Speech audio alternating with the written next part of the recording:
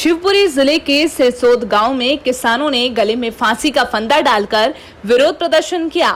विरोध करने का कारण बारिश की कमी के चलते बर्बाद हुई फसलें थी और मुआवजे के लिए कोई सरकारी मशीनरी द्वारा सर्वे नहीं किए जाने और मुआवजे की मांग को लेकर गले में फांसी का फंदा लगाकर विरोध प्रदर्शन किया गया। किसानों का कहना है कि हमारी फसलें बर्बाद हो गई हैं और कर्ज भी हो गया है और अब बच्चों को क्या खिलाएं। मुआवजे के लिए अभी तक बर्बाद हुई फसलों का सर्वे भी नहीं कराया गया है और अगर हमको मदद नहीं मिली फांसी लगाकर मरना ही पड़ेगा। इसलिए किया था कि हमारी फसल पूरी बरसात ना होने से चौपट हो गई। अब हम अपने बच्चों के लिए क्या खिलाएंगे आगे चल के? वो आगे जो फसल करेंगे उसमें लागत कहाँ से लगाएंगे?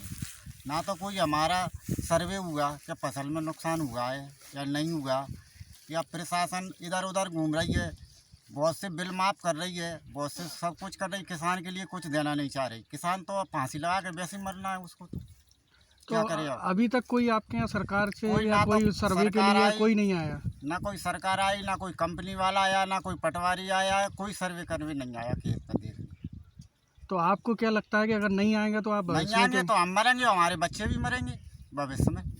वहीं अपने खेत में बर्बाद हुई फसल को नष्ट करने वाले किसान ने कहा कि क्या करें, फसलें बारिश की कमी के चलते खराब हो गईं। अगली फसल के लिए खेत में खड़ी खराब फसल को ट्रैक्टर चलाकर नष्ट कर रहे हैं और हमारी स्थिति खराब है और कोई भी हमारी मदद के लिए सामने नहीं आया है। चलाया कि इसमें ना तो कोई फल लगा ना कोई परी लगी। तो क्यों नहीं हुई ये फसल? बरसात के कारण। तो इसका कहीं से आपको सरकार से मुआवजा वगैरह की कहीं बात आई है? नहीं, कुछ नहीं आई। ना कोई सर्वे हुआ? ना कोई सर्वे नहीं हुआ।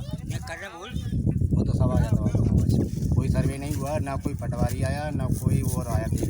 तो ना शिवपुरी से कोई कलेक्टर वगैरह के यहाँ से कोई भी नहीं आया कृषि विभाग? कोई नहीं हुआ। और अगर जैसे फसल अगर आपकी नहीं हुई है तो आप आगे अपना जीवन यापन कैसे करेंगे? यापन कैसे करेंगे? बैंक का कर्जा है, KCC है, तो उसको कहाँ से भरेंगे हम? जब तक माफ नहीं होगा या कोई लमन का सुविधा नहीं मिलेगी तो कहाँ से भरेंगे हम? और बैंक वाले कहते हैं पैसा जमा करो, अब कहाँ से करेंगे? कोई फसल है नहीं, सोयाबीन भी नष्ट, उड़द भी नष्ट। अब आगे वर्षा नहीं है तो अब क्या फसल करेंगे?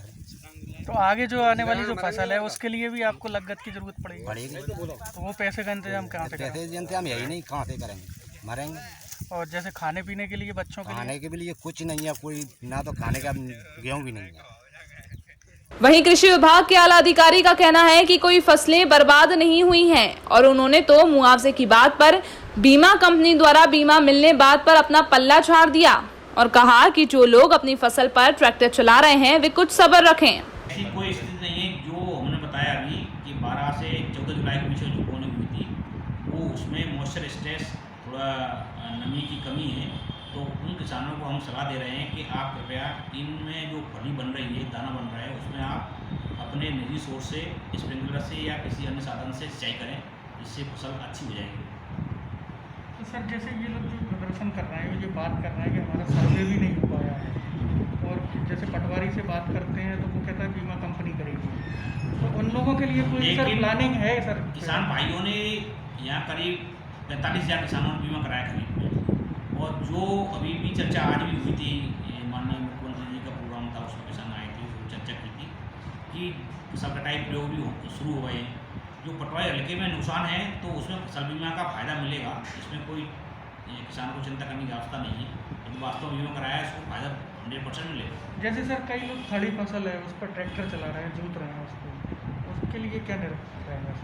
जी, उनको हमने मना किया है कि आप ये फसल नष्ट न करें और अपनी निजी साधन से या स्प्रिंकलर से पानी दें, तो आपके फसल में सोयाबीन अवश्य जो आएगा। तो मैं कई किसानों से निवेदन किया, 50 साल किया जा रहा है, तो वो कुछ मान भी गए हैं कि अब वो फसल नष्ट नहीं कर रहे हैं। सरकारें किसी भी दल की हों, वे किसानों के नाम पर राजनीति तो करती हैं, पर उनकी सुनवाई कोई भी नहीं करता है। शिवपुरी में बारिश कम होने के कारण फसलें बर्बाद हो रही हैं और किसान कर्ज के बोझ तले दब रहा है, भूख मरने की कगार पर है। जिले की 2 विधानसभाओं में उपचुनाव भी होना है। अब देखना ये होगा कि किसानों के नाम पर राजनीति होती है या कोई वाकई में उनकी सुध लेगा।